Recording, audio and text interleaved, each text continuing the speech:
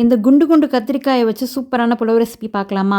ஆக்சுவலாக நானுமே இது செஞ்சதில்ல. அன்னைக்கு தான் ஃபர்ஸ்ட் டைமாக ட்ரை பண்ணுறேன். இது என் அம்மாவோட ரெசிபி. அவங்க தான் இந்த மாதிரி டிஃப்ரெண்ட்டான வெஜிடபிள்ஸ் வச்சு புலவு, பிரியாணி எல்லாம் பண்ணுவாங்க.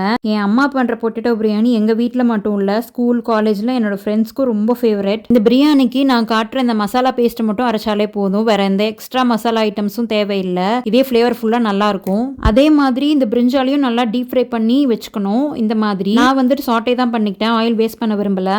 ஆனாலுமே சாட்டே பண்ணுறதுக்கு நான் இந்த அளவுக்கு ஆயில் ஊற்றி வதக்கி வச்சுக்கிட்டேன். அதை தனியாக வச்சுட்டு தென் எப்பயும் போல் புலவு வைக்கிற மாதிரி வச்சுக்கலாம்.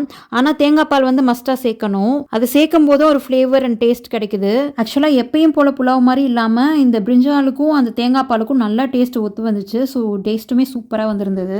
தென் எப்பயும் போல தாங்க 1 கப் தேங்காய் பால் ஆட் பண்ணிட்டேன். மீதி வந்து அதை டைல்யூட் பண்ண வச்ச தண்ணி தான். அதெல்லாம் கலந்து விட்டுட்டு கொதி வந்ததுக்கப்புறம் ரைஸையும் போட்டு 2 விசில் விட்டு இறக்குனீங்கன்னா சூப்பரான கத்திரிக்காய் புலவு ரெடி ஆயிடும். எங்கள் வீட்டில் கத்திரிக்காய்னா ஒரு ஆளுக்கு சுத்தமாக பிடிக்காது. பட் இந்த புலவு செய்கிறப்போ என்னம்மா பண்ணுறீங்க, நல்ல ஸ்மெல் வருதுன்னு கேட்டு வாங்கி சாப்பிட்டா